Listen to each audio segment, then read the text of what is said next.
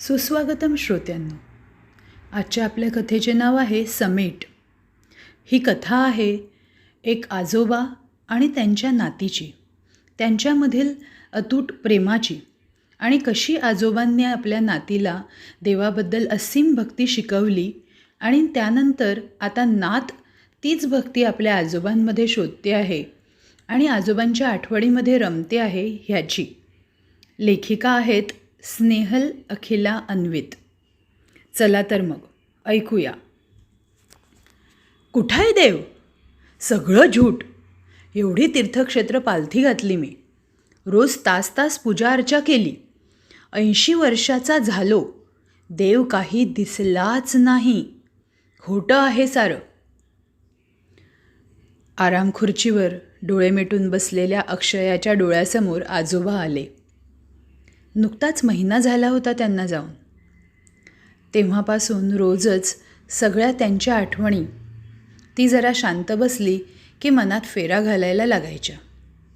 आताही निवांत क्षणी तिच्या लहानपणापासूनचं सारं तिला एक एक करून नजरेसमोर यायला लागलं होतं. देवासाठी फुलं तोडणारे आजोबा, छोटीशी परडी घेऊन त्यांच्या पुढे मागे करणारी इवलीशी ती. मग पूजा करताना मी हळदी कुंकू लावणार, मी फुलं वाहणार, मी घंटा वाजवणार म्हणून पूजेत मग्न असलेल्या आजोबांच्या मागे भुणभुण करणारी ती. आजोबा देवासमोर ध्यान लावून बसले की त्यांचं बघून अगदी त्यांच्यासारखीच ध्यानस्थ होऊन बसलेली ती. अन हळूच मिचमिचे डोळे करून संपलं का आजोबांचं म्हणून त्यांच्याकडे बघणारी ती.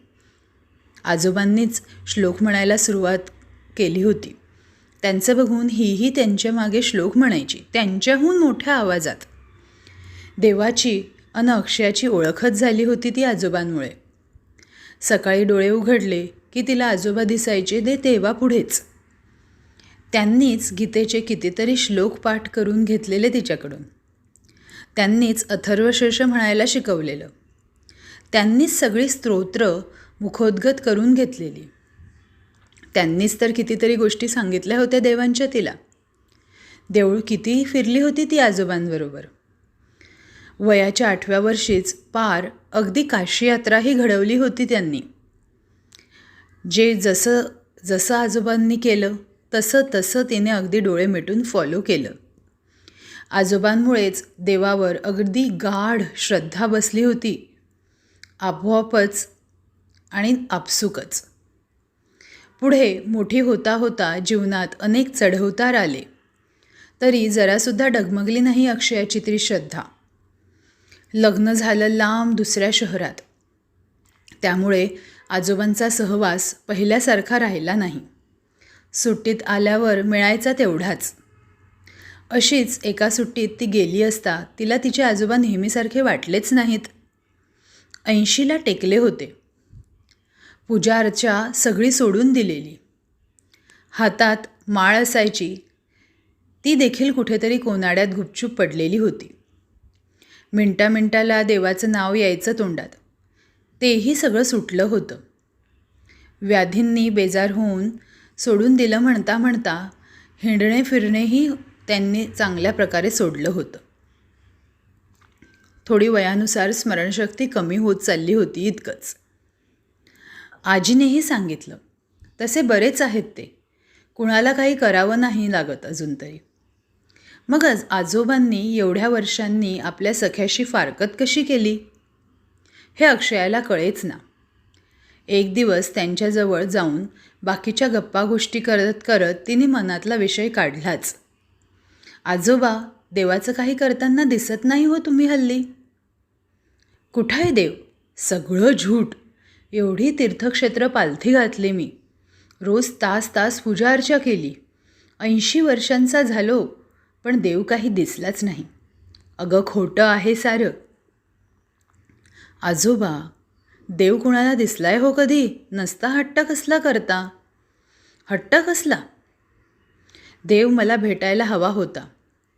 जन्मभर नुसती वणवण नशिबी. दिली असती एखादी ओझरती भेट, सार्थक वाटलं असतं ना जरा मला. आयुष्यभर देवदेव करून काय मिळालं मला? शून्य. ज्यांनी आपल्याला आपला पाठीराखा भेटवला त्यांच्यावर सगळं सोडून मी एवढी निर्धास्त राहते, त्याच आजोबांनी हे बोलावं? डोळे पाण्याने डबडबले. अक्षयाच्या तोंडून पुढे शब्दच फुटले नाहीत. ते बोलणं तेव्हा खुंटलं ते खुंटलंच. तिला अगदी दुसऱ्याच दिवशी निघावं लागलं. अचानकच तिच्या सासूबाई आजारी पडल्या म्हणून. आजोबांचं ते तसं वेगळं वागणं मात्र सतत रेंगाळत राहिलं तिच्या मनात. पुढे 2 महिन्यांनी गेलेच ते. त्यांना घरात बसायला आवडायचं नाही. सतत फिरायला आवडायचं. अगदी तसेच गेले फिरता फिरता. आता महिना झाला आणि अक्षयाचे डोळे जरा बंद झाले की तिला आजोबा सारखे काय दिलं मला देवानं म्हणतानाच दिसत होते फक्त. आज मात्र खोलीतच शिरली ती सगळ्यांच्या अन त्यांच्या प्रश्नाचं उत्तर समोर आलं तिच्या आपोआपच. आता तर आजोबा नव्हते. मनापासून काही बोललेलं अगदी कुणापर्यंतही पोचतं याच्यावर अक्षयाचा ठाम विश्वास होता. म्हणूनच तिनं शांत मनाने आजोबांना डोळ्यासमोर आणलं आणि ती त्यांना म्हणाली, आजोबा, आज तुमचं उत्तर शोधलंय मी.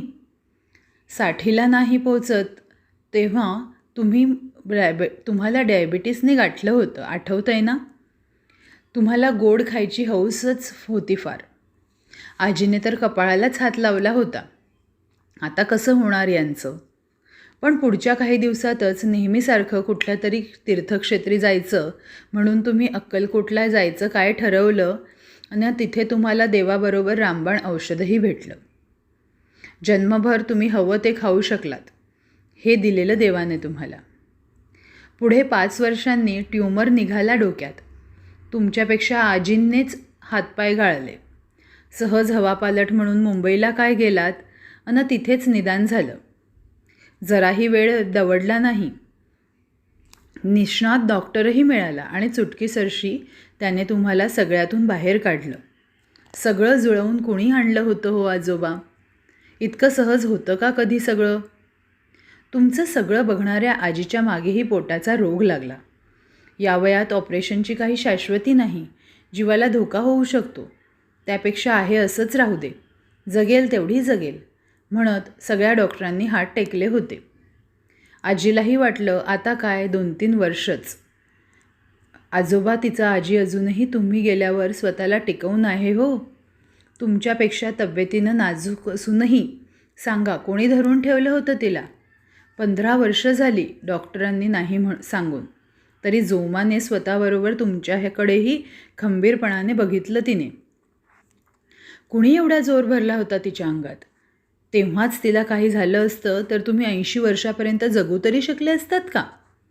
देवानं काय दिलं हे कसं बरं कळत नाहीत कधी तुम्हाला? तुमच्या मुलांनी सगळ्यांनी अगदी शेवटपर्यंत छान सांभाळलं तुम्हाला. तुमच्या हरेक इच्छा पूर्ण केल्या. काय कुठे अडकून राहिलं होतं का तुमचं कधी? अगदी निश्चिंत गेलात. तुम्हाला जे करायला भयंकर आवडायचं ते करताच गेलात. कोणी ठरवलं हे सांगा पाहू? आजोबा, तसे भोग तर सर्वांच्याच वाट्याला येतात हो. तुमच्याही आले. पण त्याचा आशीर्वाद होता कायम तुमच्या पाठीवर. आणि तुमची कर्मही चांगली होती. तो तुमच्या मागेच होता हो. तुम्ही उगाच त्याने पुढे यायची आस धरून बसलात. तो काय माणूस आहे केलेलं ओरडून सांगायला? प्रत्यक्ष भेटला नाही जरी तो सगळीकडे होता तुमच्याबरोबर. अगदी तुमच्या आसपासच्या माणसातही होता. रामबाण औषध सुचवलं कोणी त्याच्यात होता. ते बनवून दिलं त्याच्यात होता. मुंबईच्या डॉक्टरांमध्ये होता. तुमच्या बायकोत, तुमच्या मुलाबाळातही होता. खरं सांगायचं तर अगदी तुमच्यातही होता. तरी तुम्ही तळमळत होतात देव दिसला नाही म्हणून. तुझे आहे तुझं पाशी परी तू जागा चुकलासी. तुकाराम महाराज म्हणतात, सगळं तुझ्यापाशीच आहे मनुष्या, तुला मात्र त्याची जाणीवच नाही. परमेश्वर माणसाच्या देहातच आहे. माणूस ते सोडून उगाच शोधत फिरतो त्याला 50 ठिकाणी. सगळं संतांच्या गोष्टी तुम्हीच तर मला रंगवून सांगितलेल्या नाही का? एवढी प्रत्येक वेळी अनुभूती देऊनही म्हातारपणे त्याला आणखी जवळ करायचं सोडून त्याच्यावर रुसून त्याला दूर लोटलं तुम्ही. कधीकधी अगदी जवळच्या माणसांनाच आपण समजू शकत नाही. तसंच झालं हो तुमचं. मनात घोळणारं सगळं बोलून झाल्यावर काही वेळ ती तशी शांत बसली. मुद्दामच. काही नव्हतं आता उरलं. पोचवायचं ते सगळं पोचवून झालं होतं. आता उरली होती फक्त शांतता. त्या शांततेत पुन्हा आजोबा येतात काय ते बघायचं होतं तिला. आलेही ते. शरीराने नव्हे तरी तिच्यात होते. अगदी मुरले होते ते. ती त्यांच्यासारखीच, पण त्यांच्यासारखी अनभिज्ञ नव्हती मात्र. तिला जाणीव होती सगळी. आले. अगदी तिला हवे तसे आले. सात्विक शांत स्वरूप देह बोली घेऊन मुखी अखंड हरिनाम जपत पूर्वीसारखेच. अन पुढेही अनेकदा येत राहिले अगदी तसेच पूर्वीसारखे. आजोबांच्या पावलावर पाऊल ठेवून वाढलेल्या अक्षयानेच त्यांचा देवाबरोबर कायमचा समेट घडवून आणला होता. तिला खाली आणि आजोबांना वर कायमची शांती मिळाली. असंच होतं की नाही श्रोत्यांनो? आपल्याजवळच असलेलं आपल्याला भेटत नाही. या नातीने जसं आपल्या आजोबांना ते हयात नसतानाही ही कथा समजवली, तसंच आपल्यालाही आपलं आपलं समजायला हवं. मग काय, कशी वाटली कथा? मला कमेंट करून कळवा आणि सबस्क्राईब करून मला पाठिंबा द्या आणि मला जास्तीत जास्त प्रेक्षकांपर्यंत पोहोचवा. धन्यवाद.